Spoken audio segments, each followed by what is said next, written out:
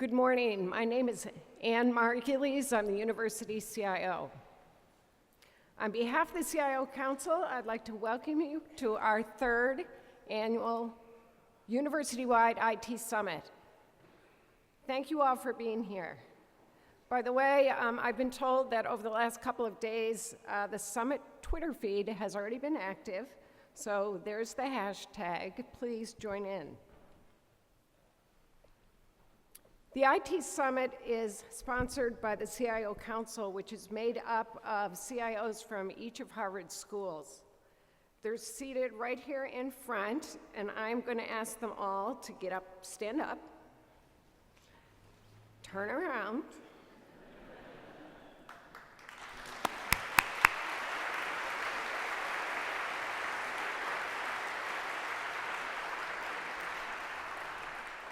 You know, I was going to ask you to do that. I am so thrilled that there was the spontaneous thank you for the work that this group does. I also want you to know I'm just incredibly proud to be part of this group. And although I will admit I no doubt am somewhat biased, this is the strongest IT leadership team in higher education, period. They all have really hard jobs doing what they do for each of our individual schools and also coming together as they have to sponsor this conference to benefit the university as a whole.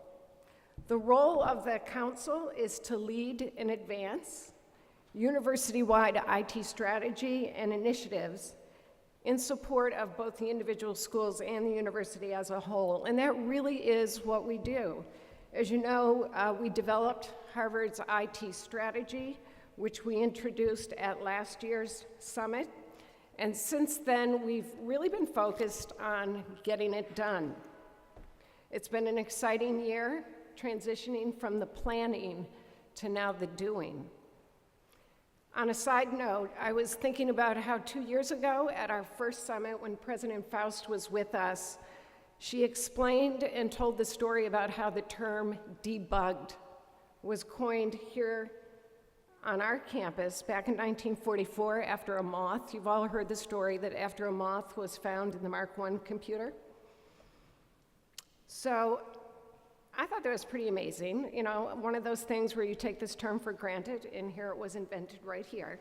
So it got me thinking about the term information technology. We kind of take that for granted and assume we use it so often every day. We assume that information technology as a term always existed, but someone had to be the first one to use it. So we checked it out, and we learned that the term information technology first appeared in 1958 in an article in a magazine. A magazine called, wait for it, Harvard Business Review. So, yes.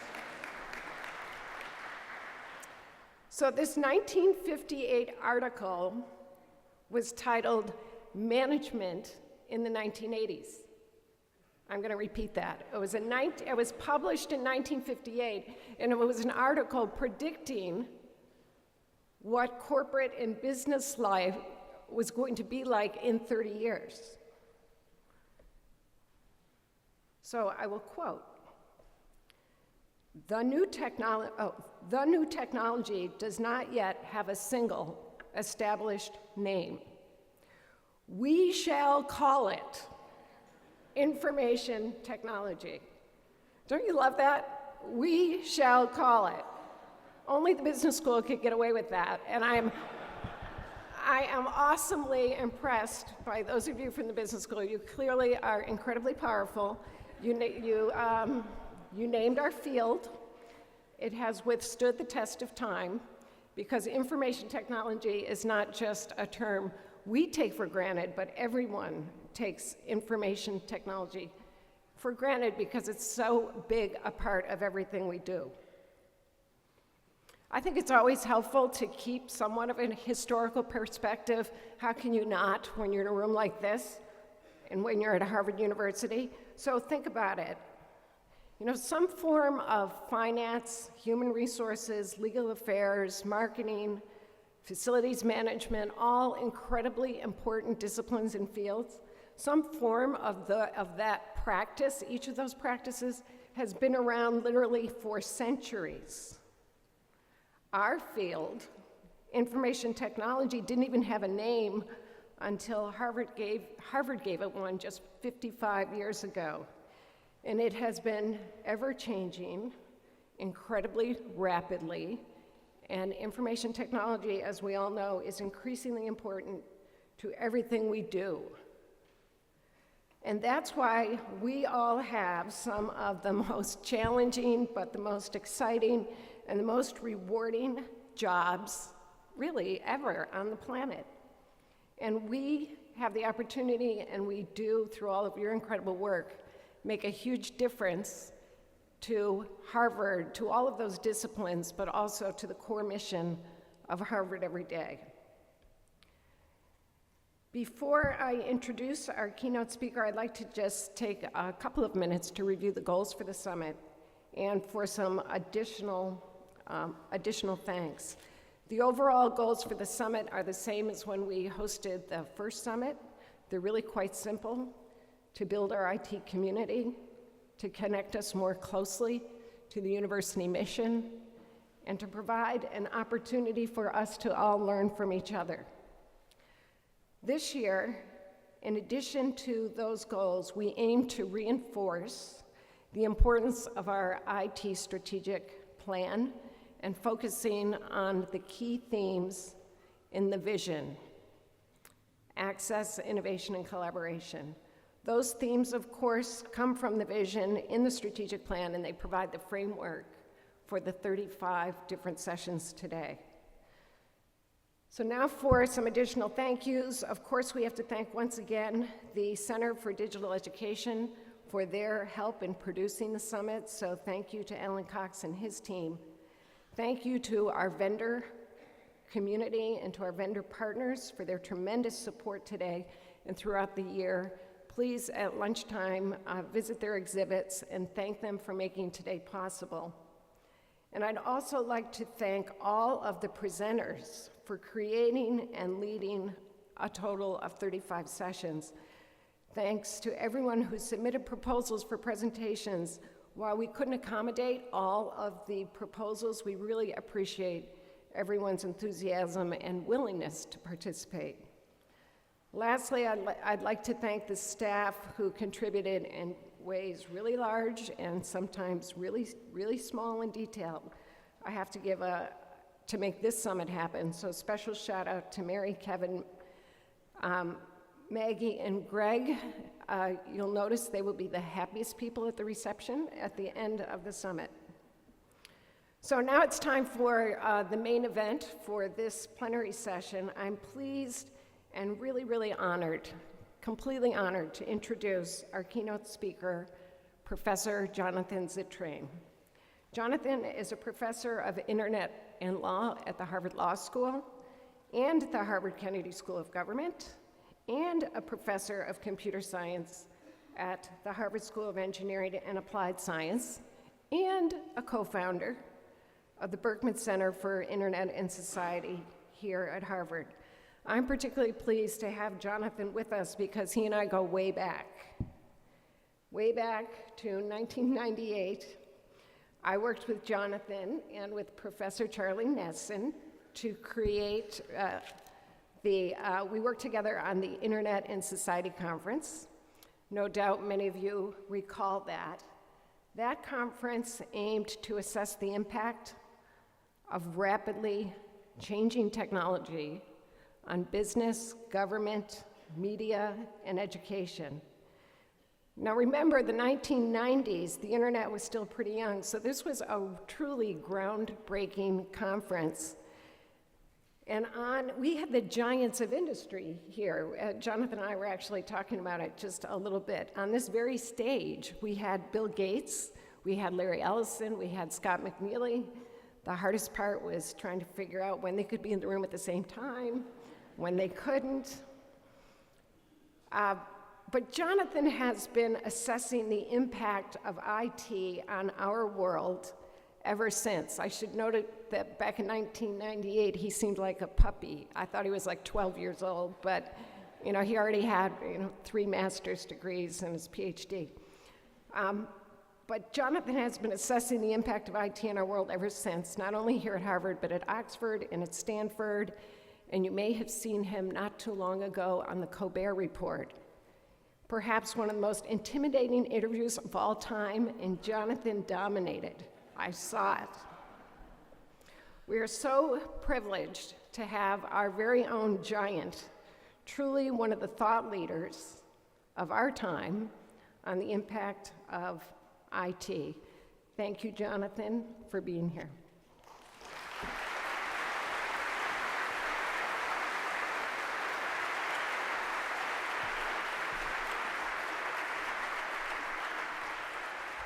Thank you so much for that introduction, Anne. I have fond memories of getting ready for that conference in 1998 as well. What Anne didn't say we were reminiscing about, though we were, was that Charlie Nesson, a day before the conference opened, had an extra thought and sent an immediate email to the entire tree saying, "Can we please have one more panel? I would like the Pope, Fidel Castro, and Nelson Mandela to talk about IT." And it was Anne who took one for the team and replied all about why that might not be possible, despite things. I also, too, want to thank the CIO Council for the polyhedron that they settled upon as our gift. I only was able to guess one of its 3 functions of screen cleaner, and then I realized it's also, it'll prop up your iPhone or Android. It is device agnostic. And I think it's also a 4-sided die if you're inclined to Dungeons & Dragons. So thank you again to the CIO Council for its thoughtfulness in that gift. It is great to see everybody here. It does immediately make me wonder who's minding the store. And if this were an Aaron Sorkin show, at some key moment during the talk, people's pagers would start to go off, because it's Aaron Sorkin. And you would all start leaving because there was a denial of service attack in Sector 17. But I'm trusting that things are okay. So today I want to talk about the end of .edu because these are interesting times in which we live. It was at our Hauser Learning Summit that we heard from Clay Christensen from the B School, who said that his job was to be the worried nanny of the university, and he was gravely concerned that we were basically going to have our lunch eaten by the likes of the University of Phoenix, and then immediately cited to his lengthy series of works on Innovator's Dilemma in which people's lunches are eaten in very structured ways, and I commend the entire body of literature to you about that. And I wanted to think about that a little bit, and one way to start is actually not so much thinking about IT, but thinking about something else. Here is the polio vaccine in one of its original forms. This was something that emerged from .edu. It came from the educational establishment, specifically the University of Pittsburgh, thanks to the genius of a guy named Jonas Salk. And this thing transformed public health, both for vaccines generally and for the cure of an otherwise terrible, terrible disease, prevention of it. And when Jonas Salk was asked about a patent, he said, well, who owns it? The people, I would say. There is no patent. Could you patent the sun? Now, at the business school, you'd be like, well, let's get to work on that. But to Jonas Salk, it was like, why would I patent this? Like, I get hired to think great thoughts, and the greatest honor to an academic is to actually see them have a positive impact on the world. So that's kind of one of .edu's greatest moments captured here. Okay, so here's another example. This may be familiar to people, statistically speaking, because it is Lipitor, one of the most successful drugs ever. It did not come from .edu. It came from a .com named Pfizer. And Pfizer did patent it. That's part of what made it worth it for Pfizer to do the research needed to make it. And in the intervening 12 years, they have earned $125 billion off of sales of Lipitor. Now, this kind of raises an interesting question, which is, what is the right locus for great thoughts and innovation that have an impact on the world? What makes some thoughts more worthy for .edu to do and others for .com to do, or is it kind of just like whoever gets there first? We just have different paths up different mountains, and sometimes one does another. This is complicated even further by the fact that these are no longer so separate as paths. So here is a third innovation, co-transformation of eukaryotic cells, how to inject foreign DNA into a cell and get it to take, extremely useful, transformative kind of thing from 1983. Did this come from .edu or .com? Well, it came from .edu. Columbia University researchers are the ones who discovered it. But what did they do afterwards? Well, the idea to patent the discovery came from one of the co-inventors, Richard Axel, and it struck his other co-inventor as a rather odd thing to do, a long shot, but it wasn't any effort on our part since the patents were based on the manuscripts that we had prepared. So we publish our stuff and send it off to the office of something, and then they somehow do something to it. The law school would be proud. And then money results. How much money? In this case, it has resulted in approximately $790 million in licensing fees to Columbia. So Columbia University, discover, educate, care, lead, profit.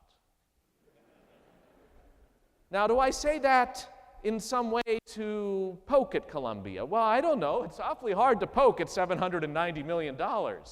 Especially once you have it, it's awfully hard to remove it later and say that somehow the world is better. That money went to great things within that .edu. But it does mean already, as useful discoveries are made, there are questions arising about the blending of .edu and .com. It was estimated that had Jonas Salk patented the vaccine for polio, it would have been worth, in present dollars, roughly $7 billion to the University of Pittsburgh. Who knows what could have been done with that had it been used that way. So the question I think I'm framing up is, truly, what's the difference these days between .edu and .com without presupposing I know the answer? I just know that they're starting to look an awful lot alike. And as they are blending, we kind of have to ask, what are the individual values that make .edu something other than organizations that don't happen to owe tax? Because if that remains the only difference, after a while, once the IRS is back up again, it might occur to them that they should get a piece of the action as well. I should make it clear, by the way, that's not the Parthenon, it's the New York Stock Exchange. But it's not a coincidence that they happen to look alike. All of these, I guess you'd call the Parthenon either, I guess it's .gov, sort of. You've got .gov as the Parthenon, you've got .com as the stock exchange, .edu as Widener and Harvard. They're all meant to convey a certain institutional stolidity and inspire the kind of lofty thoughts that they do through their architecture, through their cultures, and yet we still think there might be differences among them. So how better to think about this? Well, I find it useful as studying the internet and information technology, thank you, business school, to think about how things can be either owned or unowned, and it turns out that what is owned and what is unowned may be a happenstance. And let me explain what I mean by that. Let's look at some owned technologies to start with. This is the Frieden Flexowriter. For all I know, that article that was written coining information technology was written on a Flexowriter. It's like a Royal typewriter, except it has a tape. And as you type, the tape gets holes in it, and then when you feed the tape back through, it will spit out what was on the tape like a player piano. And if you do scissors and glue, you can actually do mail merge more easily than with Microsoft Word. Sometimes I miss what we've lost. And the Flexowriter had its descendants. This is the Brother Smart Word Processor from the 80s and 90s. Some of you may remember this and its wonderful main menu. Anything you might want to do is there on the Brother Smart Word Processor. These are owned in the sense that their development and dissemination as technologies came from a commercial enterprise wanting to satisfy customers. They are not anticipating any further development of the technology by those customers or any third party for that matter. What you see on that screen is what you're going to see from the time you turn it on to the time you decide to retire the device. And successor devices might be improved, but only because Brother or a competitor saw fit to do so. Nothing bad about this. It is just an owned technology, in the way I'm using the word, to say there is an entity responsible for it, not counting on a community to better it. That has its own descendants in something as complicated as a CT suite or an MRI. Although, interestingly, in this picture, there is one little fragment of unowned there, which is to say that's a PC. And while a PC is something that emanates from the corporate sector, that's generally where they're built, just Nicholas Negroponte's project aside, you actually look at where it started, and it's much less clear. This is Steve Jobs introducing the Apple II at the West Coast Computer Fair in 1977. It was just the box. You hook it up to your own television set. You get way more radiation than you're supposed to, but that's all part of the fun. And that box there was something you could pop the lid on and put different cards into, and when you turned it on, you got a blinking cursor. Least useful appliance out of the box ever. It was waiting for its users to do something, and sure enough, users stepped forward to do something, not only for themselves. I was among those who was 10, print high, 20, go to 10, run, this is really fun. My parents were like, you are never going to amount to anything. Everybody's like, that's what they told me too. And you could not only do it for yourself, but you could invent something and share it with others, which is how, locally to Boston, Dan Bricklin and Bob Frankston could invent VisiCalc, the first digital spreadsheet ever, and make it available on the Apple II, a hobbyist's machine that suddenly became vital for industry because everybody wanted spreadsheets, and to get spreadsheets, you had to get apples. And Apple had to do market research to figure out why those machines were flying off the shelf.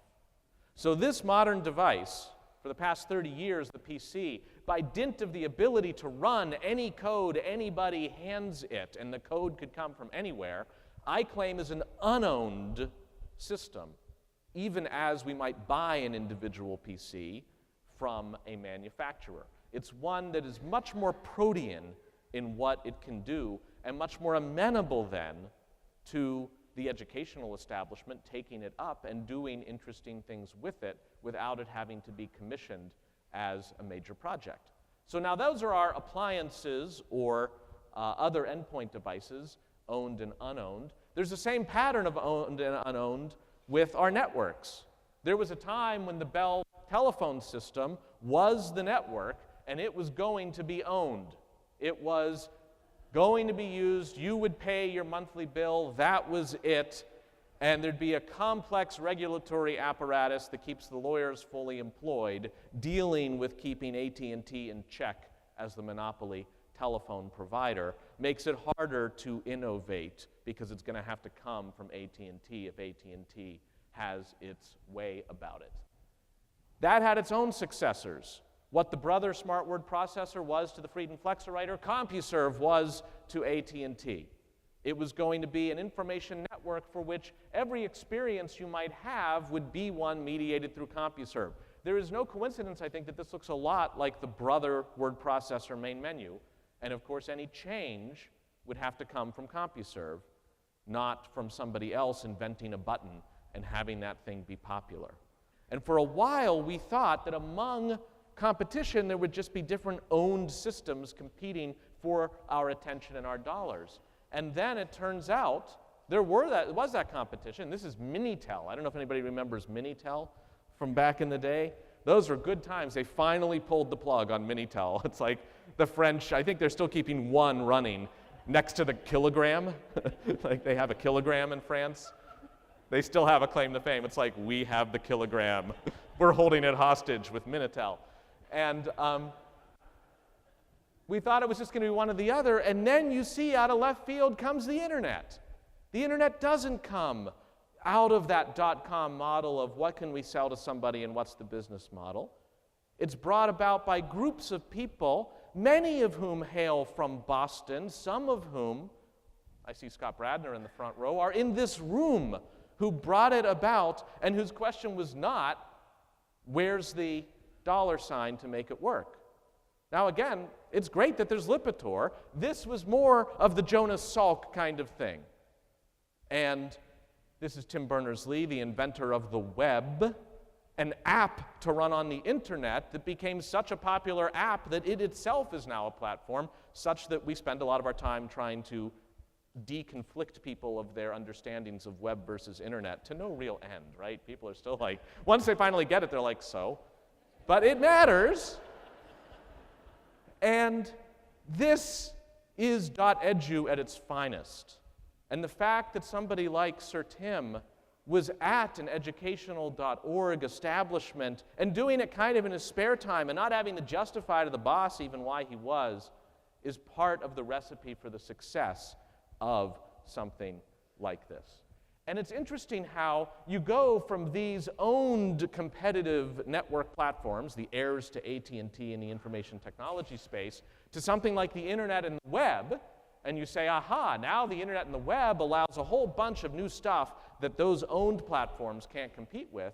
But interestingly, that new stuff is a combination of owned and unowned. So at first, all these things can come out of left field, not from the incumbents, but then as they get powerful, you start to say, well, wait a minute, these are .coms, these are owned platforms, and they start to behave a little differently. They look for that moment when they can metaphorically, if not literally, apply for the patent. So here's just this year, Twitter saying, okay, we're now going to change the API. We created an app that became a platform for TweetDeck and other stuff, and now we're going to just change the API, right? It's not like Tim is going to come around and be like, I've just changed the API to the internet. If you want to have a large website, you're going to have to get a premium package from me. Like, that doesn't happen with an unowned structure. It does happen with something that is a substitute for it, but owned, where it's always contingent what's going to happen. You see it with Google and Google Maps, incredibly addictive for developers, but always subject to changes in the terms of service. And we just saw yesterday somebody musing about the fact that on Facebook, there had been some facility to download all of your Facebook stuff. You get like a 10 gig file. It's like, well, here it is. Now what? But even that appears to be quietly receding. It's always contingent when you've got an owned platform, what's going to be going on with it. And it makes you wonder if in some ways it isn't a little bit back to the future. This is the Minitel version of Facebook, and you have some Twitter messages waiting as well, that we're sort of just passing through these phases of we manage to beat out in some ways owned with the unowned, and then the very flexibility of the unowned platform can lead to a new set of stovepiped instrumentalities that are extremely useful, extremely addictive, but do have this contingent quality. So I see an end to some of the freewheeling, unowned communications platforms that is connected to what might be the end of .edu as just obvious as asking, why should I patent, can you own the sun, the Jonas Salk question. That simplicity, that direct understanding of our mission is fading along with the fade of this hobbyist's tool for shinier devices that we love, but do bear some resemblance to what had come before in the owned platform in order to be more convenient, to reap benefits more consistently for their makers, even to be more regulable. All of this asks of us, I think, to consider, and this is a total HBS exercise, what is our core purpose? This is the kind of thing you can go on a retreat for and talk about core purpose. And so here is the results of several corporate retreats on core purposes for Cargill to improve the standard of living around the world, for 3M to solve unsolved problems innovatively. You can tell the committee really worked that one. It's like, where does the adverb go? And here's Fannie Mae to strengthen the social fabric by continually democratizing home ownership. I should tell you, this was Fannie Mae circa 2004. I think they're in an urgent retreat right now for which their new core purpose is stop the madness. And here's Nike to experience the emotion of competition, winning, and crushing competitors. Inspired by Jonas Salk. So, okay, what's the core purpose for .edu? And there have been some hints. Here's one from the University of Southern California about 10 years ago. As an academic institution, USC's purpose is to promote and foster the creation of intellectual property. Okay, like sign up for your patents here. Here's one from the University of Texas, from the advice from the General Counsel's office. You know, why don't you say these words before your lecture in the august call? My lectures are protected by state common law and federal copyright law. Whereas you are authorized to take notes in class, thereby creating a derivative work from my lecture, the authorization extends only to making one set of notes for your own personal use and no other use. You are not authorized to record my lectures, to provide your notes to anyone else, or to make any commercial use of them without express prior permission from me. Again, it's like, what would Jonas Salk say, right? I don't know, but it'd be, he'd have to invent a vaccine for it or something. This is a suggestion from the UK Patent Office about, really it was trying to deal with the problem of file sharing and unauthorized infringement of copyright. And it came up with an idea that in the school system, higher education, it's already too late. They're already just committed pirates. Let's get them in elementary school, and here was their recommendation. They should recognize their own creativity by including the copyright symbol on their coursework. Whereas you are authorized to grade my paper, you are entitled only to give me an A. A D would be a derivative work that I restrict. And closer to home, the Mather newsletter here at Harvard. You may occasionally encounter businesses that offer to buy lecture notes from students for posting on websites. Remember this important statement: students who sell lecture or reading notes may be required to withdraw. A statement not unlike this one remains in the Harvard Student Handbook to this day. We don't want you selling what you learn at Harvard. Now, is this because it's so pure we don't want mammon affecting what courses you take? I hate organic chemistry, but the notes are going for a pretty penny. I think I'm going to sign up and just... I think more it's what? I don't know. People won't come to Harvard if they can just buy the notes online. If that's the competition we're afraid of, I don't know. This is showing the kind of, I think, values confusion between .edu and .com. And it shows even historically. I've been, another hat I've been wearing for the past year is I've been running the library at Harvard Law School, which has been an incredible privilege and truly a daunting and humbling experience. But looking at the original function of libraries, they were kind of Games of Thronesy. They were like designed to keep the books away from fire and the hoi polloi. Like you have to go through the portcullis, and if you're worthy, you can then look at the books kind of thing. And it has then this kind of apocalyptic sense to it of like, we're keeping the books for the coming bad years, and once the blight has left the land, horses can ride forth from the library and deliver books again to reseed the knowledge around. That's a rather defensive crouch for a library to be in, but you even see it in their budgets now, where they're just trying to keep lots and lots of books at good humidity and temperature control. That costs a lot of money. And in the meantime, entities like Google are able to be the owned counterparts without any of those responsibilities weighing them down. And trying to think through how to make it so that, as a librarian would say, all our collections are becoming archives. And as best I can tell, an archive is a collection that no one reads. That's what an archive is. But you still have to keep it just in case. This is not a winning solution to keeping the ethos of .edu alive amidst the counterpart. And I think just putting terminals in the library is not yet quite a solution to what's going on. So, all right, why don't I tip my hand a little bit and say what I have been thinking about as possible core purposes for .edu. And really, this is just me freelancing here, but here we go. What is our core purpose? And I start from the conveniently labeled shield, Veritas. All right, that's good. As I understand it, it means truth. All right, I like that as a core purpose. How do we unpack it further? Well, here are 4 ideas. The cultivation of scholarly skills, access to the world's information so that what goes on here has the benefit of what's going on elsewhere, freely disseminating what we then know and transform from what we learn, and contributing actively and fiercely to the development of free information platforms, open, unowned information platforms like the internet. Let me give you a couple examples in each.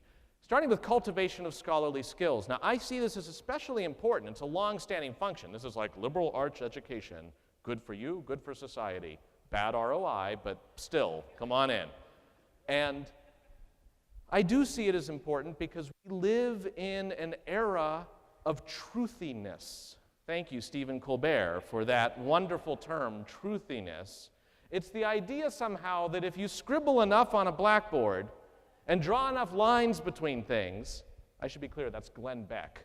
That is not Michael Sandel, that is Glenn Beck. Somehow it will all become clear. And this is, as best I can tell, not truth, it's propaganda. It's propaganda designed to kind of adopt some of the trappings of academia to make it look more credible, but in fact it doesn't get tested by critique. There is no peer review because Glenn Beck has no peer. There is a sense that if our cultural bandwidth for intellectual sounding stuff is filled with this, there's that much less room for what emanates from academia that's supposed to have scholarly skill applied to it. And I mean that as willingness to have your ideas tested through empirical or other rigorous forms of argument, and being ready to change your mind if the argument points you in the other direction. And for that, I just point to an idea actually that Dean Martha Minow has been working on, which is that our students come into Harvard now as ready as ever to sort of be immersed in Enlightenment thinking about rigorous argument, but very uneven in their embrace of technology skills. Some of them are happily coding websites when they get here or other stuff, writing apps. Others of them don't go anywhere near it. Some know how to make movies and do multimedia, others do not. And I think Martha's instinct is that needs to change. Part of preparing people to encounter the world that is shaping up is not just good thinking skills, but production and use of the tools of information that are information technology. So her idea is actually like a passport kind of thing, where students will get in, they'll be handed their empty passport, and they'll have an opportunity during their time here to kind of get their passport stamped, certifying their ability, more through apprenticeship than through lecture and stipulation, to certain basic tech craft skills that are not yet so common as breathing that we can count on them having it coming in. It's a very interesting idea, and as we've been talking through how to make it happen, the problem is, who's going to teach it? Right? Who's the professoriate? That's like asking law professors to teach you how to do a trial. Like, they all head for the exits if they actually have to teach you law. They're much better at the theoretical stuff. I sense that there's probably going to be a call for some help from these precincts, looking actually to connect more tightly with our academic program and with our attempt to imbue skills that this room at the moment is overflowing with, but isn't among the student and faculty. And figuring out how to crack that nut is not easy, but a totally worthy task, and one that I think is a noble one for us to be dwelling upon how to do. Now, access to the world's information is another interesting question here. And again, through some of the stuff I've been doing library-wise, it's been amazing to see how much the status quo is not stable. Basically, you go into a library or access it through Hollis or whatever, and it's all you can eat pretty much on whatever resources there are, and it all magically happens. It turns out the magic is increasingly costly because the journals that are the meat and potatoes still of academic work cost. And at the moment, what they cost is the journal conglomerates come and they say, how big is your wallet? Depending on how big your wallet is, that's how much it's going to cost. And it really will vary from one institution and school to another, and it's getting away from all you can eat to, well, we'll meter the usage. And as soon as you do that, the student who wants to look at something might be asked, well, how badly do you need it? Because it's going to cost us if you turn that page, which I think can be highly corrosive to the kind of playful inquiry that we know about when we look up one thing on Wikipedia and 10 hours later, we're like, I had no idea that Erwin Rommel was called the Desert Fox. Can you imagine if you had to pay by the bit for that kind of thing? And in fact, that's why Wikipedia is beating the pants off of more reliable sources. I put that even in quotes these days, because of the microeconomics of it. And thinking about how to take a leadership position here is not easy, and sometimes it requires a deep understanding of the technological state of play and possibilities. Again, something for which the people in this room have expertise that can and should be brought to bear as the various other councils, provostial bodies are trying to figure out how to respond to this thing. And that I still look at it now from a scholarly point of view, and I say, look, in mathematics, there are approximately 2 million mathematics papers in the world, 50% of which were published in the last 10 years. It's kind of like Moore's Law for math papers. That's a lot of papers. Who has time to read them? I don't know. I do know from my home in law that the median number of readers of a law review article is 0. Median. This is where like trying to explain median and mean is like web and internet, and people finally get it and they're like, I still don't care. But the median number of readers is 0. All these people are cranking out articles, half of which no one reads at all, but they cost so much. It's kind of the opposite of Woody Allen's restaurant critique of, what is it? The food was so bad and the portions so small. It's like, well, there's a silver lining in that. So where do these papers go in the meantime? There are currently approximately 100,000 scholarly journals in the world, almost 5,000 of which are math journals. How many math journals is enough for Harvard to subscribe to, do you think? Like, what's that last journal like we might miss an important theorem we've got to subscribe? It's funny even to see Wikipedia had to get into a discussion among its editors of whether every academic journal is entitled at least to a stub on Wikipedia. And what struck me on this discussion was whether there should be a notability requirement for an academic journal was this: I would no more delete an article on an obscure academic journal than I would an article on a small village where nothing had ever happened. I love to the editor of the journal, we are a small village where nothing ever happens. And also, it still doesn't tell me whether or not this person thinks it should be in Wikipedia. This is a form of epistemic confusion. It's not propaganda, it's just utter confusion about sources and overwhelming amounts of information that then cause top scholars to retreat into the people and articles they already know, which is bad for the advancement of knowledge. This excess ends up creating scarcity and insularity, and that's something driven in part by the battle with .com over pricing and the economics of creating journals. And even producing knowledge is changing now. This is how it used to be in law. So for example, I would get approached by a law review who would say, would you like to write us an article? And I'm like, well, it's Tuesday, why not? So I would submit the article, and then they would be like, here are some suggestions on your articles. And I'd say, those are very interesting. All right, I've accepted some and done others, and now it's published, and now no one can read it. Like, all right, it's all good. By the way, the editors are students. In law, there is no peer review. There are just students who edit journals in order to make use of their extra nervous energy while they are in law school. It's a very good system.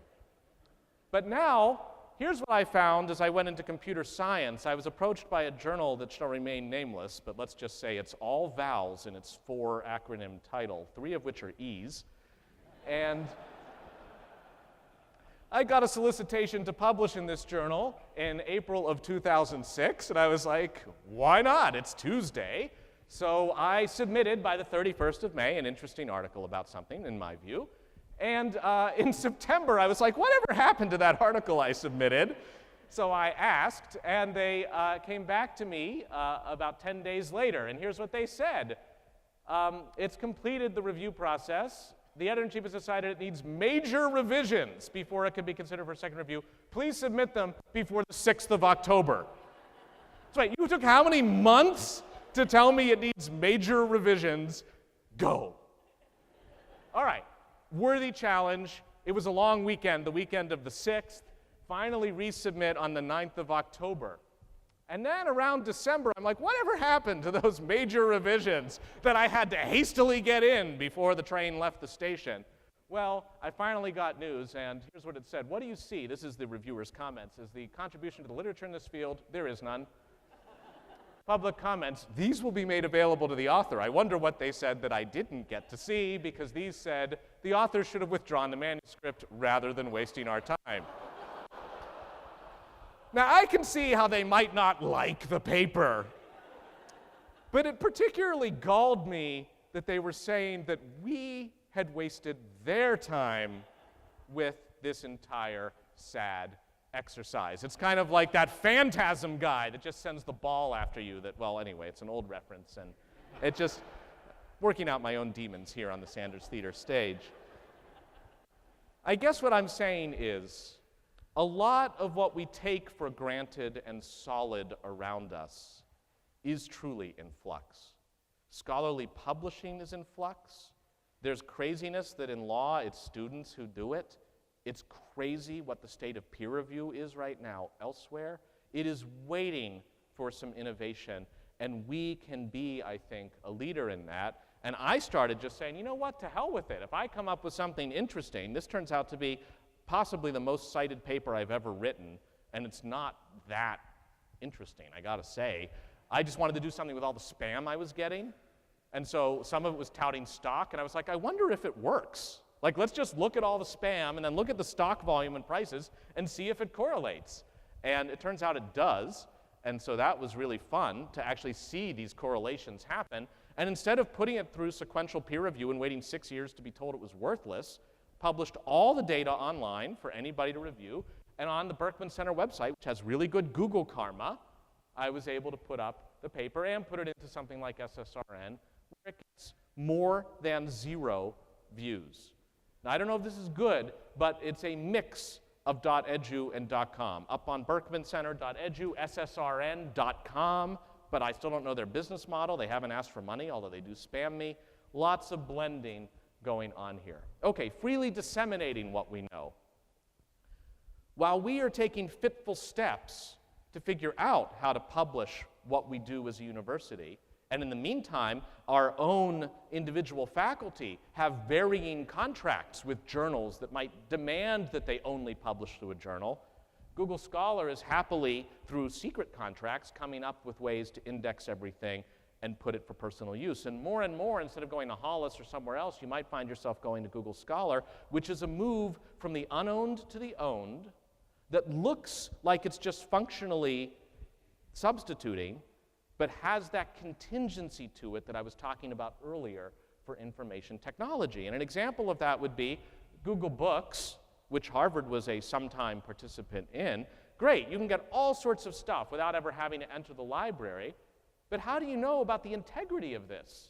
How do you know that what you see as the book is actually the book? Now, I know that sounds kind of tinfoil hatty because nothing like that would ever happen, that the integrity of what you have would be compromised, although totally unrelated story. Here's where George Orwell's 1984 was made available on the Kindle by a third-party vendor who thought it was in the public domain. That vendor was wrong. It's still under copyright in America. They told Amazon, we have been selling books without permission of Orwell's estate. Amazon had a litter of kittens and reached into every Kindle and deleted 1984 from the Kindles. 1984. It's the office of the 80s. You don't have 1984. You never had 1984. There is no such book as 1984. When I think about those libraries salting the crackers away for the bad years, I realize that while physically keeping 20-pound acid-free paper at good humidity may be a fool's errand ultimately, thinking through how to keep our digital legacy from the vicissitudes of .com, that is a worthy challenge for which slow and steady really does win the race. I can't resist but share this other example. This is War and Peace, made available through a third-party vendor on the Nook. And it being a Tuesday, I started reading War and Peace, and I encountered this page. A vivid glow nooked in her, what? The sulfur splinters nooked by the, what is going on here? I searched for the word nooked. And then you realize every place the word Nook appears is a place where the word Kindle might have gone very well.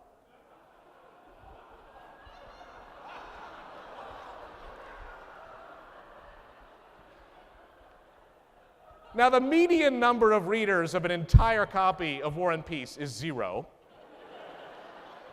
But you can see how it might be a challenge to our most cherished traditions to have, whether it's the sublime or the ridiculous, the integrity and access to our works made contingent as our products become services and .edu is left off to the side.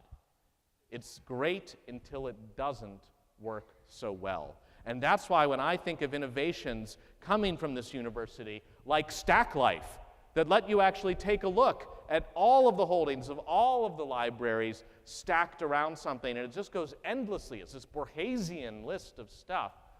This is great. And thinking about how to get into that stuff and access it, also really, really important.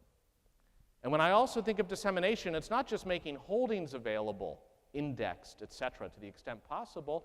It's something like this little idea from a few years ago, the MIT OpenCourseWare project. We have Anne Margulies to thank for getting that off the ground there. And this is something that said, we are not going to do a Department of Defense 20-year contracting deal to do some complex whatever it is that won't work. We are going to, by hook or by crook, take these classes that are going on at MIT, make digital what we can, what's covered by permissions we'll deal with later, and put them out for the world to see. It's as simple as that. That's something I think Jonas Salk could get behind. And that's something that created a model for other universities to start following. And the technology was ad hoc, was simple. It's the value that it was quietly establishing, the value of .edu that says, do we have a business plan? Not yet. Let's just get into the space, get that information out there, and see what happens. That's our job as a .edu. And I'm not going to go on a long toot about edX right now, but we are still trying to figure out, with all the spinning plates, exactly what's going on with edX. But the fact that edX is a .org, that it is making stuff available for free, that there's a lot of talk about Creative Commons licensing, to me this is being in touch with some of the values that are so important, rather than just saying, how do we eat the lunch of the University of Phoenix? It can't just be their Minitel, we're CompuServe. Another project going on over in my precincts at the Harvard Law School Library has been to say, here is the venerable casebook. It's how you can learn torts. Most of its content's public domain because they're cases that come from the US court system paid by the taxpayer. How much does the book cost? $200 per student, per class, per term. What the market will bear, what's in your wallet. Turns out they're getting federal loans, so it still comes back to the taxpayer. So our thought was not just, well, can we just copy and paste this into a digital form and make it free, which would still be very nice, but how can we take advantage of the fact that there's some intellectual content here? What if we made it into an actual playlist? Not just a book, but a playlist of cases. And that playlist of cases then would have a certain order, and then other professors could drag and drop what they like out of the list and create their own new syllabi. And that way, there doesn't just have to be either a contracts class or a torts class because each has a casebook and something in the middle doesn't. I can build a class called Con Torts and put that together and really challenge the students because of the ability to drag and drop. And when they look at a case, instead of it being edited down to the nub and all the students get to read as the edited part, what if you could click on the missing parts and see the entire case, which is what we did. The cases never actually have their integrity changed. There's just different layers and transparencies with which they are viewed. This is actually a heat map that shows which lines of the case are used the most in all of the different variants and edits of the case in every class and instance around the system. And now if I'm going to use Vosburgh versus Putney, my guess is this line is going to stay because everybody else seems to like it. This is thinking of things as a community of people empowering one another, for which if we prematurely put the microeconomics into it, we wouldn't be thinking of it that way. Blackboard wants to own that class, and then there's this other class Blackboard has a relationship with. Never the twain shall meet when you're thinking in the owned way. So for each of these functionalities, they can come from either set of pillars, from Widener, from NYSE, from Parthenon. Wikipedia happened to be the first to market with the idea of a widespread free encyclopedia that anyone can edit. If Encarta had been a little bit more on the ball, they could have been doing it, putting it on the web, giving it away, but still keeping that contingency of the API with it. And you know, if Encarta had it to do all over again, they would probably do anything other than what they in fact did, because they have, I think, the ignominy now of being one of only 2 products Microsoft has ever canceled. Like MSN is still going strong, losing its 10th billionth dollar. All right, let me finish up with contributing actively and fiercely to the development of free information platforms.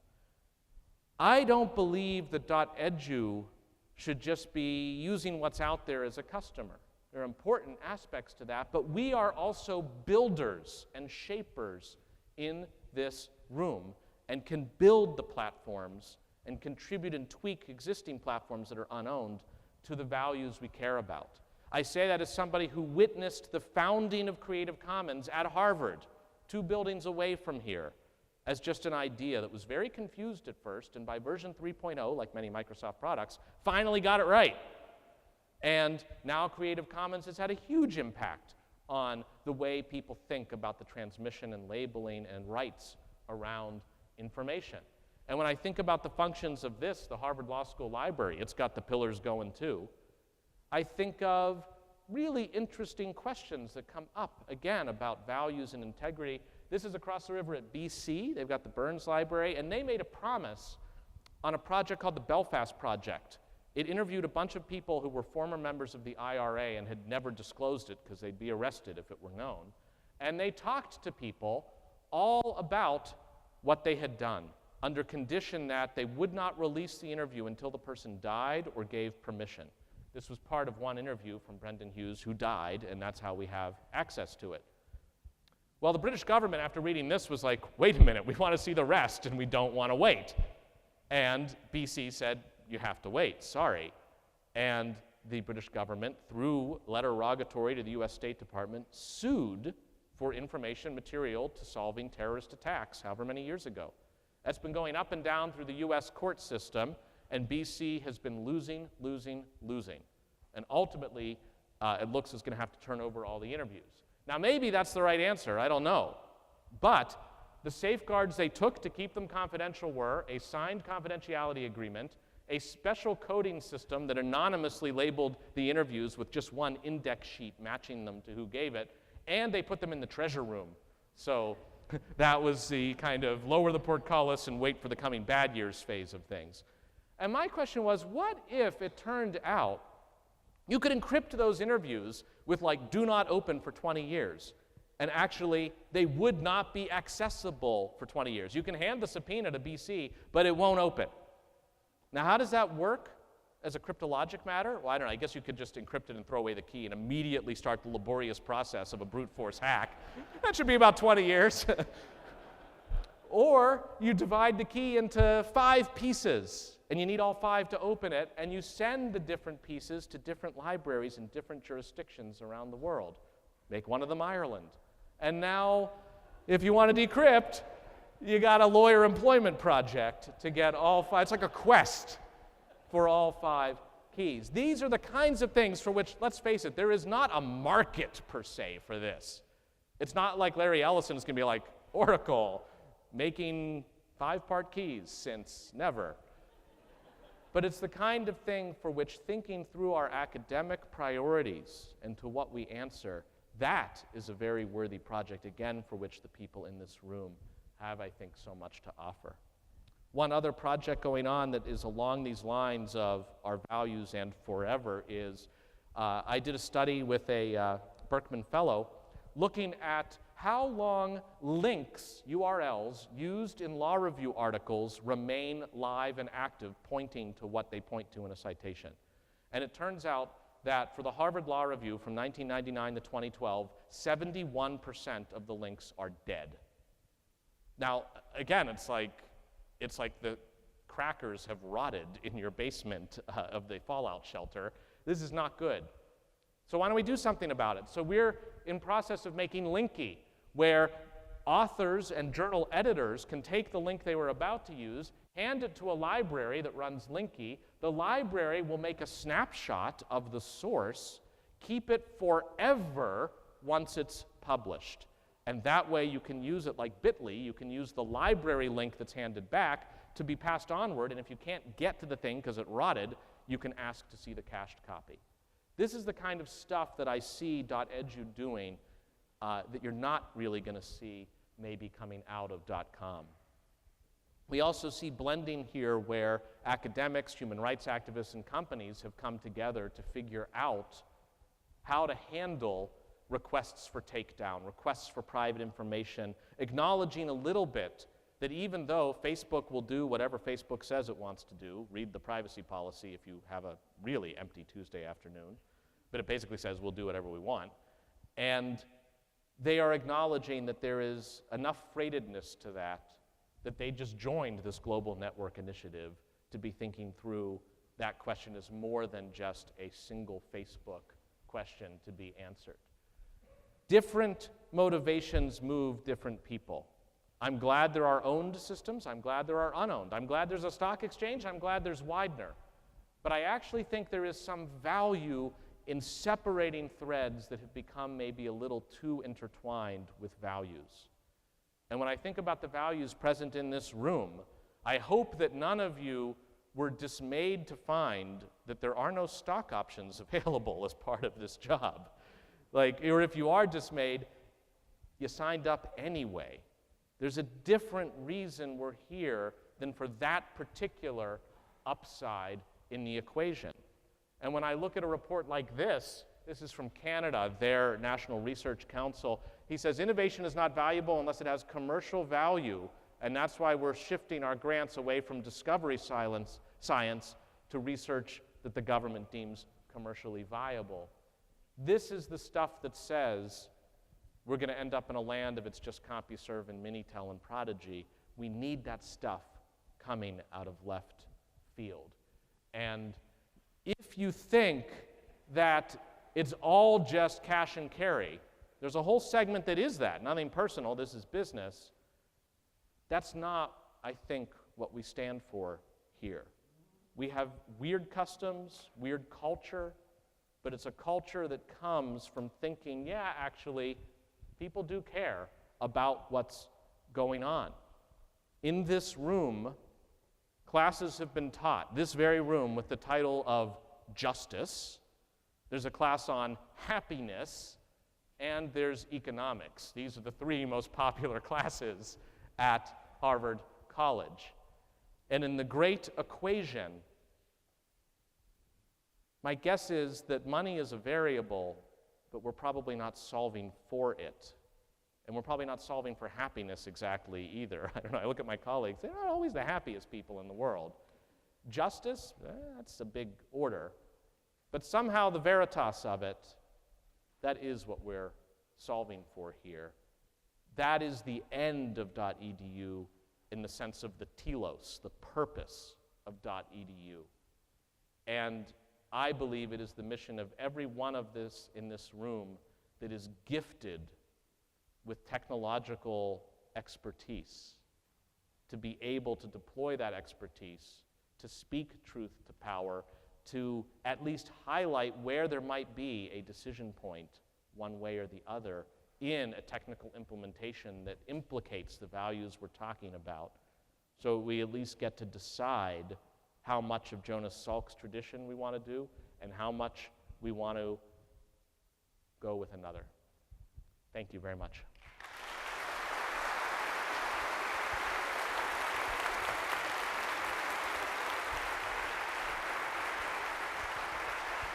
So I condemn?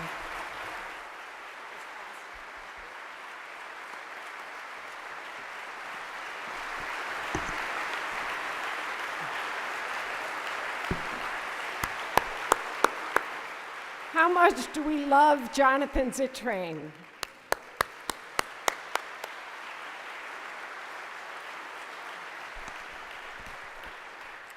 Samantha just showed me a tweet on our Summit Twitter account. I'm going to cite Michael Rudder for it,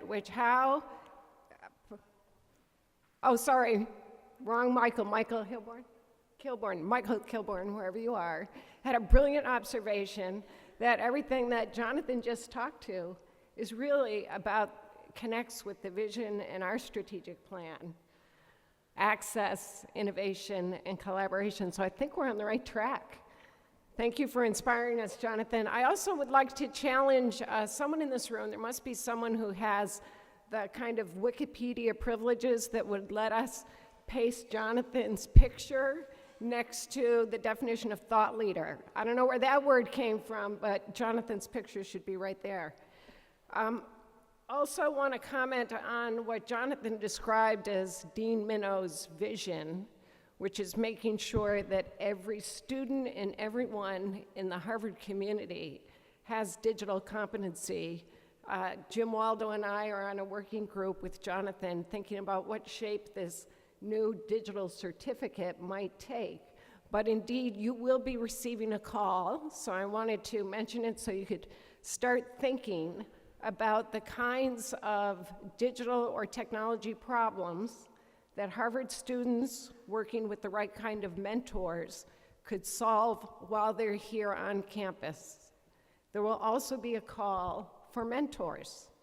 So I would also, details to follow, but I think it's an incredibly exciting opportunity, once again, for Harvard to take the lead. Okay, so at last year's summit, the CIO Council rolled out the university's IT strategic plan with the vision and with 16 key initiatives that we identified as critical to realizing the vision, and we believe make much more sense for us to work on together than for each school to try to do separately. The vision was approved at the highest level. It went through all of the councils and committees and right up to the corporation. You all know it by now, that it's to provide access to information and knowledge, information in teaching, learning, and research, innovation, in teaching, learning, and research, and of course, collaboration. Last year, at this summit, we explained the strategic plan framework. So working from the bottom up, the 16 initiatives are organized First of all, in foundational strategies, then a set of common platforms, and then systems on top of that that support teaching and learning, research, and administration. We've been careful to explain as we've rolled this out that we know this is really ambitious. We know we can't work on all 16 initiatives all at once, and we don't even have the resources or the funding to do so, but we are off to an incredibly strong start. I'm really pleased to report that we have made very real, official, legitimate progress on 11 of the 16 initiatives just since last year. Of course, these initiatives come in all shapes and sizes. They're very different in their nature. But what's common about them, and the reason we've been able to make such great progress on so many of them, particularly the ones that are highlighted here, is because we have been working on them together. There are university-wide work groups and people pulling together, moving each of these forward. So even though your agenda says there's going to be CIO Council, that was kind of a trick, because instead of the council, instead of a Q&A with the council, we want to really recognize some initiatives, to recognize the fact that we've moved from planning to implementing. The CIO Council is announcing a new award for significant advancement of Harvard's strategic IT initiatives. And we shall call it the Golden Bit Award. So in place of the panel, I'm going to ask Don Oppenheimer and Ben and Samantha to please come and join me.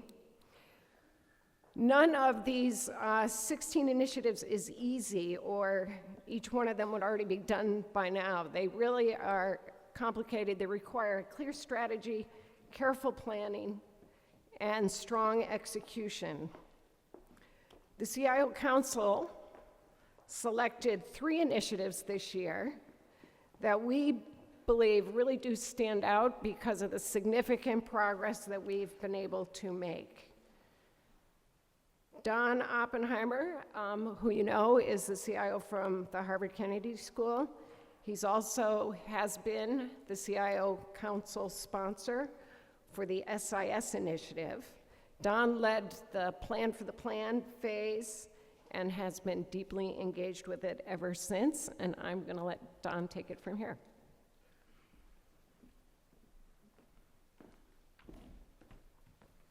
Thank you, Ann, and thank you, Jonathan. How about those Bruins? Yeah.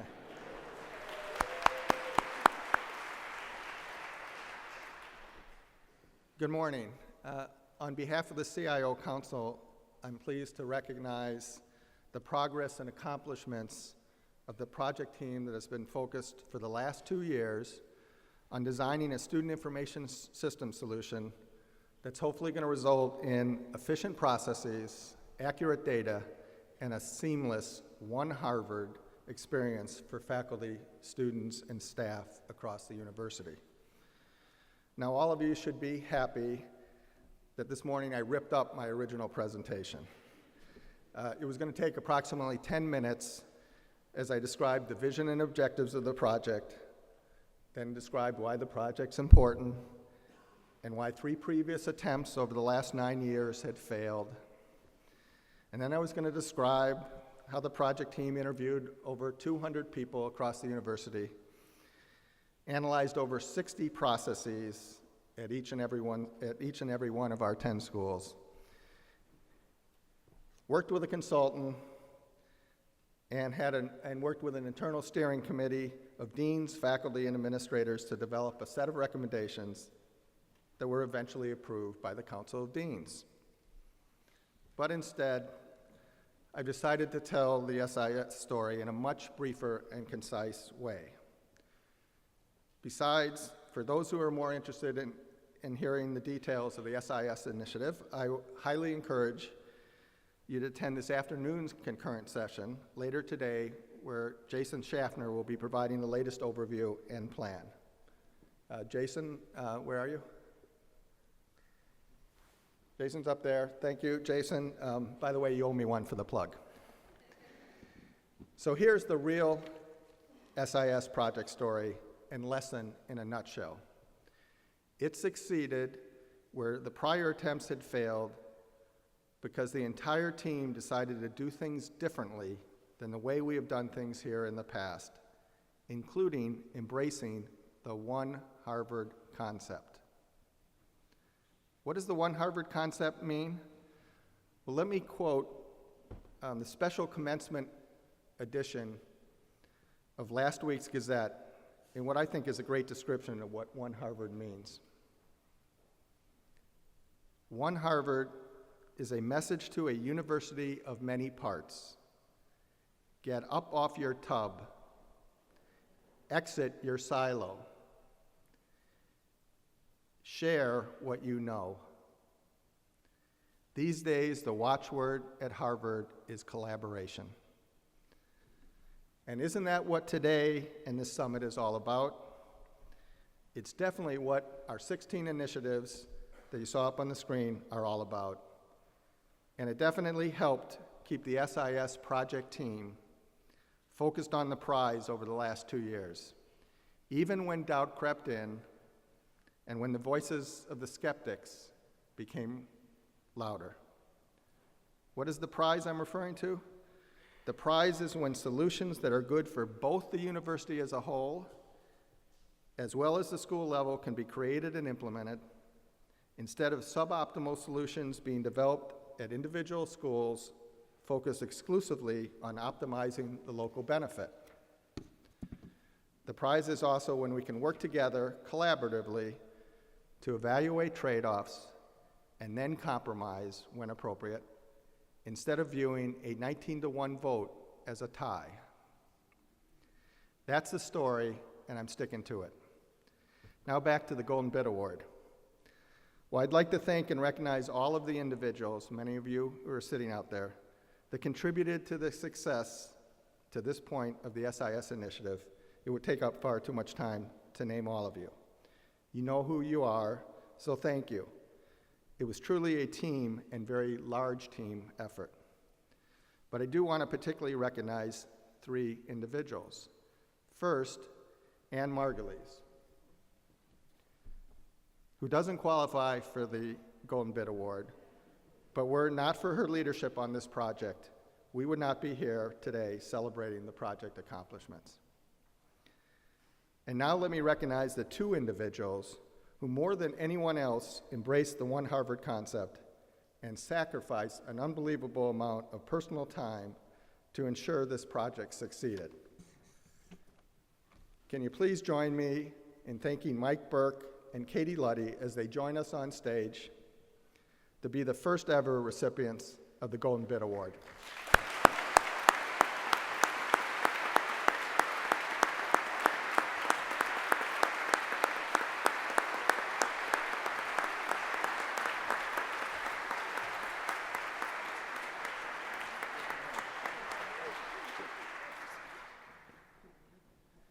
Should mention that both, while pictures are being taken, both Mike and Katie were instrumental throughout the project and were involved from day one.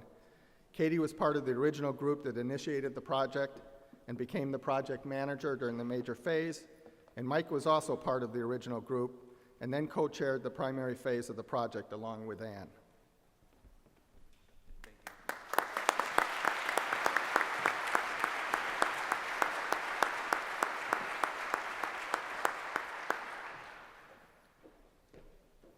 Now let me turn it over and introduce Ben Goltrin, CIO of the law school.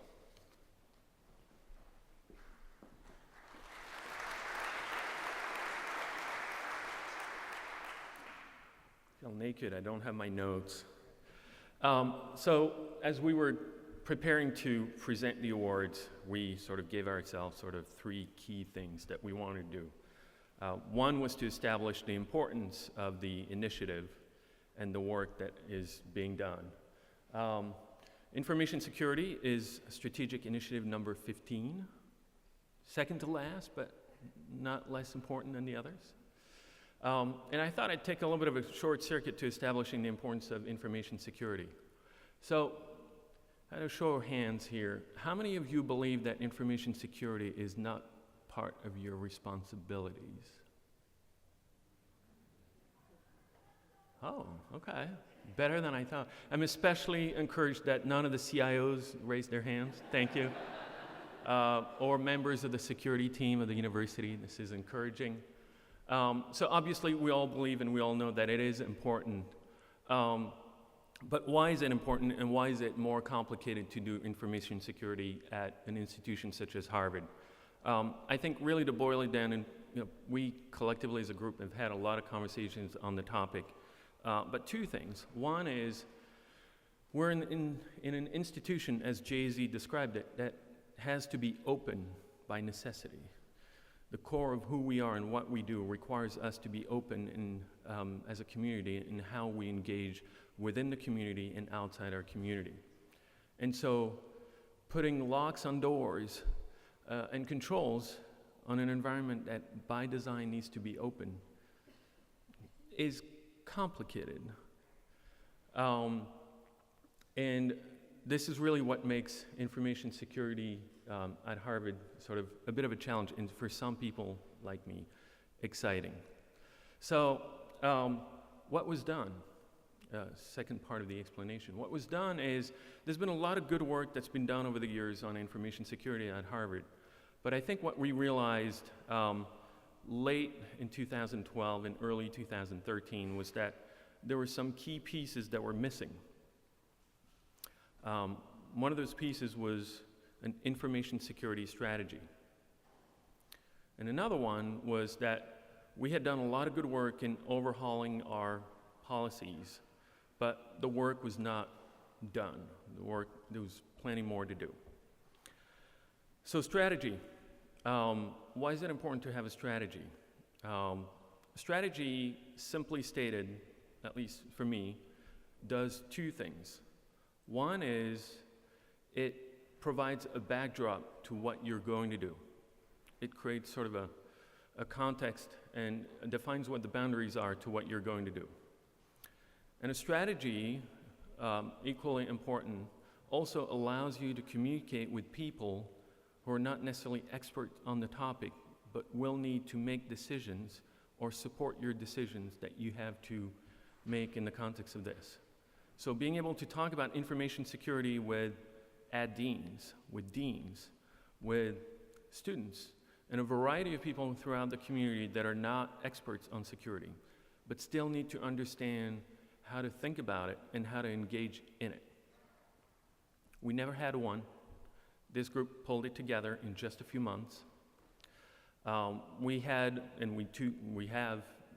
a set of policies for information security that has been reworked over the past couple of years, but again, something that was not done or sort of completed.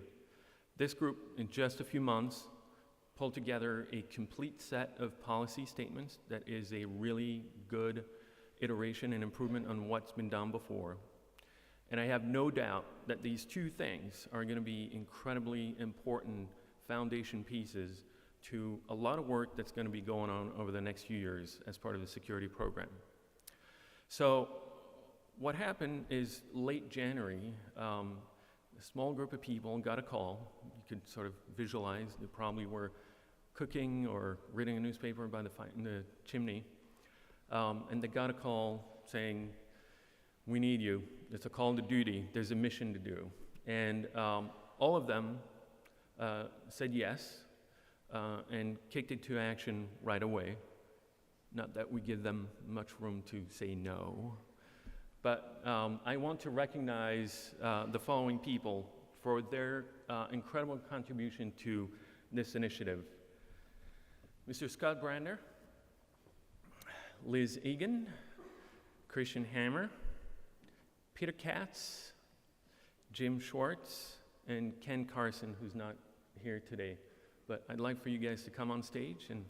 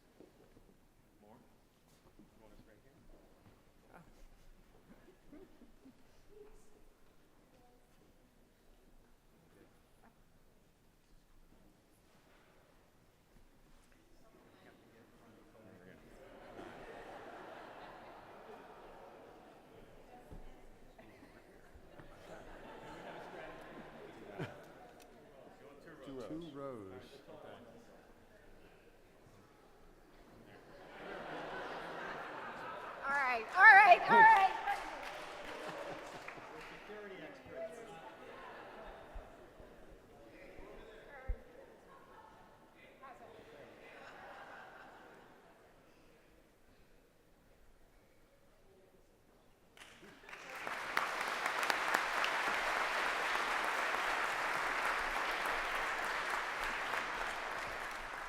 Thanks, Ben. I just wanted to say a few words before we award the third Golden Bid Award. In the fall of 2011, the CIO Council identified a very broad category called Open and Online Learning as one of our strategic initiatives. At then, we didn't even know what a MOOC was. But at the time, there were a lot of very important conversations going on across the campus among many different groups, from IT staff to faculty to deans. And we were all talking about what should Harvard do in the area of open and online learning. So we knew, as an IT community, this was going to be an incredibly important area for us to pull together and work together to support. Truly, we had no idea what shape it might take. At last year's IT Summit at this conference, Anant Agarwal, who is the president of edX, gave a presentation on the MITx pilot. That was just 1 month after edX was announced. edX and HarvardX have emerged rather quickly. I think that is an enormous understatement, as truly the university, the first really university-wide initiative on online learning. The HarvardX initiative is led by Professor Rob Liu. He really wishes that he could have been here to present and this award and to congratulate the HarvardX team for their commitment to do whatever it would take, for all the incredible support that they gave to faculty and the incredible hours and flexibility that this amazing team demonstrated over the last year. I'm going to ask Samantha, who was also just unbelievably instrumental in HarvardX, to now describe a little bit about what their accomplishments were. Thanks, Ann. How many of you are runners, out of curiosity? How many of you have heard of the Spartan race? So the Spartan race is a 3 to 5 mile race that involves going out in whatever weather happens to be around at the time of year, running through mud, climbing over obstacles, having live bolts of electricity sent your way, and whatever else the organizers think might be helpful to test your determination as you're making your way towards a goal. And I'm giving that because although it's a completely different setting, it's very evocative of the environment in which this team of people has worked over the last year. And the last year is actually a little bit of a stretch. This time last year, there was no such thing as a HarvardX team. There were a lot of ideas. There were a lot of faculty willing to help provide guidance and input in a constantly changing environment. And there were faculty who were also willing to go on a journey of intense innovation and exploration and making things up as we learn to build the plane while we're also waving our arms and trying to fly it. So what we would like to celebrate here today is the efforts of many, many people, some of you here, many who are actually not here because they're off doing things for HarvardX. And in this last year, we have brought 6 courses online, 2 in the fall, 4 this spring, 2 of which are still ongoing. We have started to lay the foundation for many more open online efforts all across Harvard. And more importantly, we have done this in a way that is not just, to quote Rob Liu, whom Ann mentioned, some moon orbiting the Earth of Harvard with very limited connections in between, but doing it in a way that over time we can continue to bring even more of you into this and expand the conversation about what it means to teach in the online space, what kinds of research we do to inform future modes of learning, and how this all connects back to campus where we already have wonderful innovative pedagogy in our brick and mortar classrooms. So that's a a small introduction to the work that this team has done, whom we're going to celebrate. And these are the staff who have really done the work of keeping everything together, figuring out what needs to be done when the thing you would like to do isn't possible, and really have demonstrated the resilience and the determination and the complete lack of fear when you have to focus on the right things when everything around you seems kind of crazy. And things are constantly changing, and I don't think that's an overstatement. So I would like to recognize the following individuals and ask them to come up here. Some of them, as I mentioned, are not here. Valerie Bielenson, who is our project manager, Michael Rudder, our communications director, and Anna Trandafir, whom, along with Marlon Kuzmic, has worked incredible heroics in bringing beautiful video into the larger instructional space online. We also have a number of people here who I'll just mention briefly. Catalina Lacerna, who has joined us as a senior fellow. Mylène Phelan, who has worked in constantly changing settings from the finance point of view, and we all know how happy that makes finance people, and she's done that with great determination. Sunanda Vaishnava, who was a student intern from GSE, helping us keep a lot of our course activities organized. Patty St. Amand from the HR side. And then Katie Vale, who is not here because she's speaking at a leadership institute, but who really helped us organize all of the courses. There are many people involved in Harvard X, and you will hear about them in just a moment, but I'd like us to take a moment and recognize the folks who have really kept things together and been the true center of gravity of this effort through this year. So.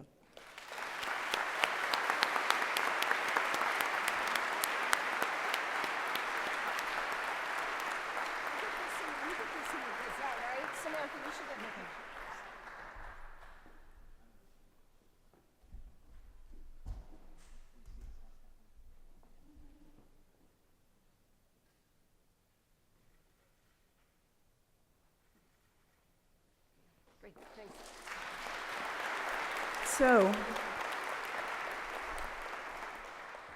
we're not done yet. We have a couple of more slides to show. As I mentioned, these people were just at the center of a much larger effort, and there are many, many people who have worked this year on bringing the 6 courses that have launched online thus far. You can see some of their names here, people affiliated with the courses, 2 courses in public health, CS50 course that launched, the copyright course out of Harvard Law School.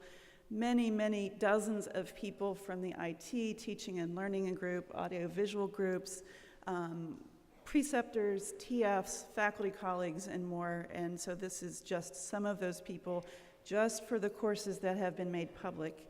Now, as we look towards the fall, there are over 150 people who have an active role in one of the, I think we're approaching 20 courses that have either launched or will be coming online at some point in the fall and the winter. So it's just an enormous undertaking that I think is truly representative of the One Harvard ethos. So thanks to you all who have been engaged in this. Great. Thanks, you guys. You can stay there. Okay, so I hope you enjoyed our first annual awards program that we shall now call the Golden Bit Awards. When we invited you to the summit in March, we also invited you to submit a video that would capture what Harvard might look like in 2020 because of information technology. We received 4 submissions. They were all fabulous, and each one is going to be receiving an iPad mini to recognize their tremendous efforts. So thank you and congratulations to Patricia, Chris, Jennifer, and Max Better.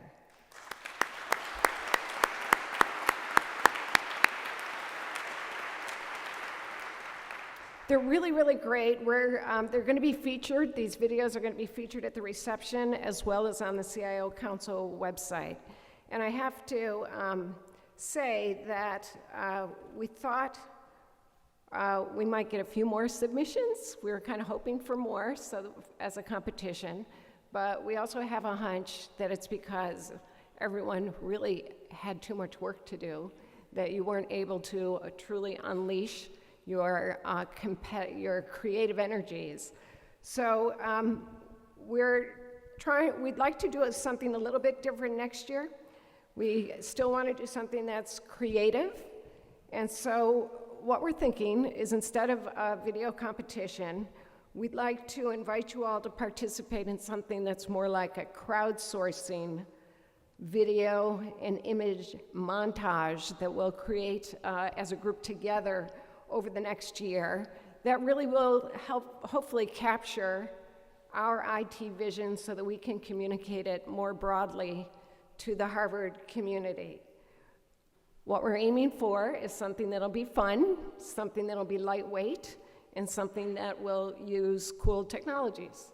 So you'll be hearing about it soon, but in the meantime, if you have any ideas or tips or suggestions on how we can structure this project working together, please send your idea to me or to anyone else on the CIO Council. Okay, so we're getting to the home stretch, and I'd like to invite Nick Bennett to join us up here on the stage.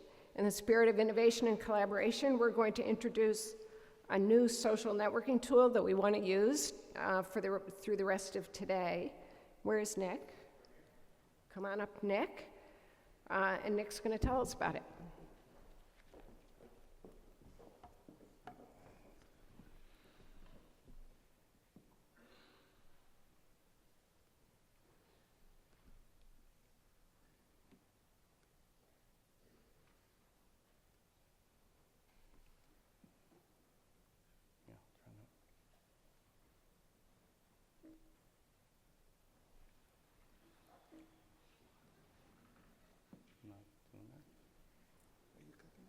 No, I'm not touching anything.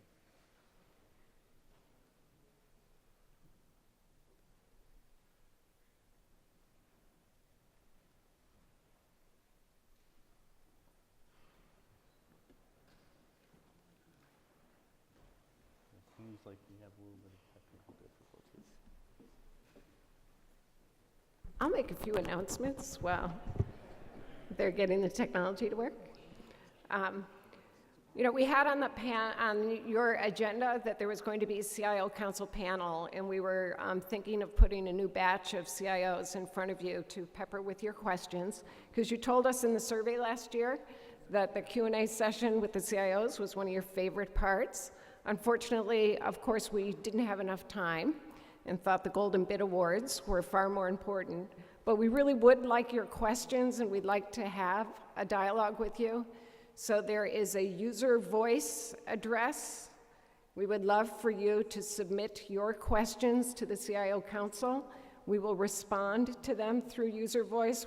I think we can just link to that on the CIO Council website. So we're going to do the CIO Council Q&A virtually. And are we good? Do you want to go? Because I can keep going. Okay. So it seems like we're having a little bit of technical difficulties with compatibility, but this is how we're going to do the slideshow, and let's see if that'll do it. Okay, so the technology that I've invented, and it's been deployed, to borrow a term from, unfortunately, MIT down the hall, I hacked this together for a conference over a weekend or so, and since then it's been a success. It's been deployed at multiple events. This will be the 4th event, and of course, since it was hacked together initially, it's been rewritten 4 times. I'm very excited to have it presented here, and the real philosophy behind this was the concept of a cyber-physical system where you have a cyberspace representation of something and a physical representation of something. So if you look at your badges, you got some badges that are pretty unique, and you probably haven't seen these. You'll see on the screen up there, machine-readable human. And what that means in short is once you activate this badge, you're now part of the Internet of Things.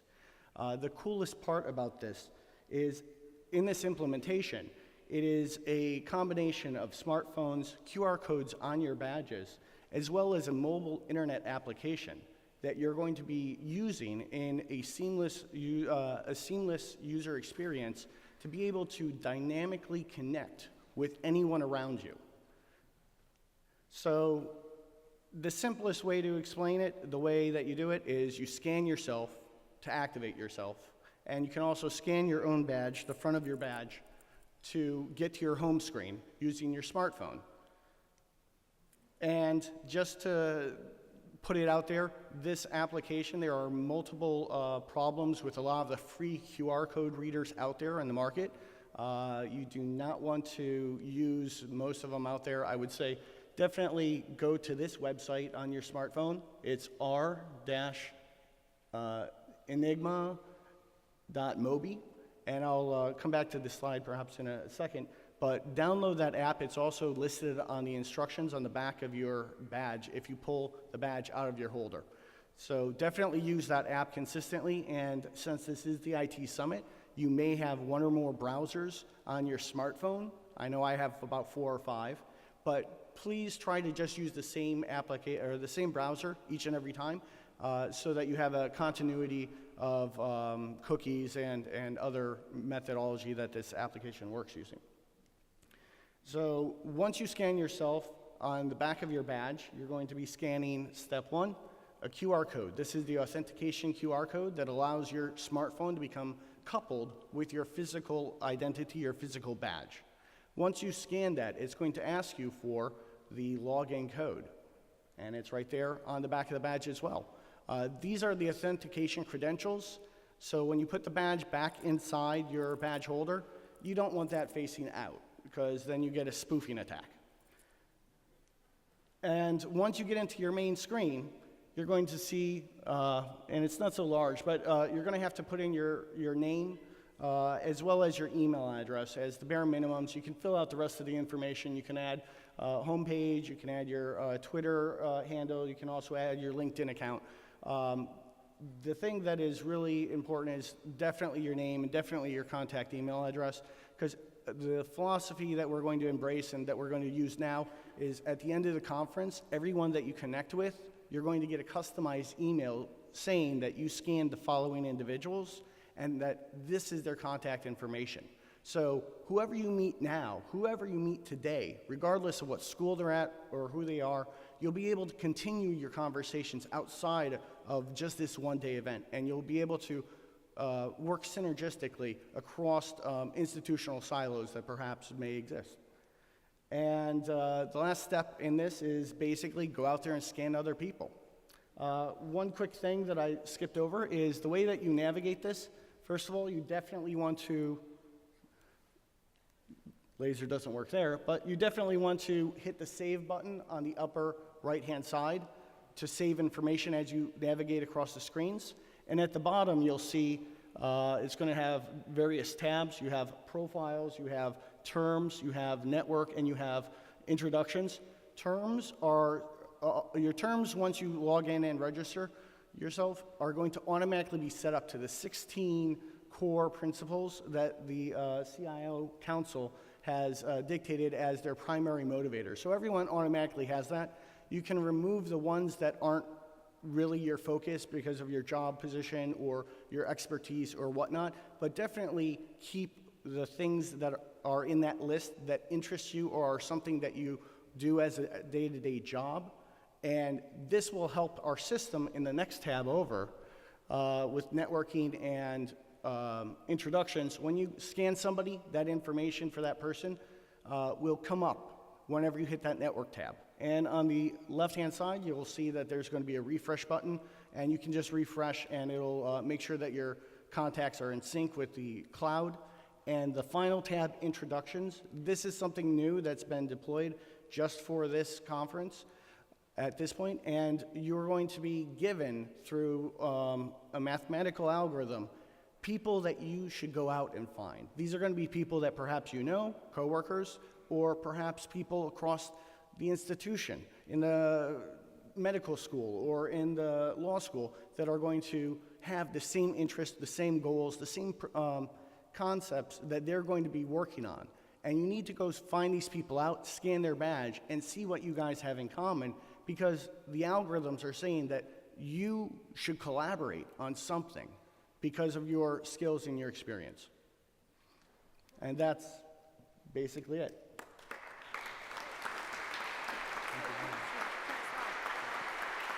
Thanks, Nick. Nick is from the Harvard Medical School. Okay, we're going to set you free in just 2 more minutes. Alan wanted to make an announcement about the registration process.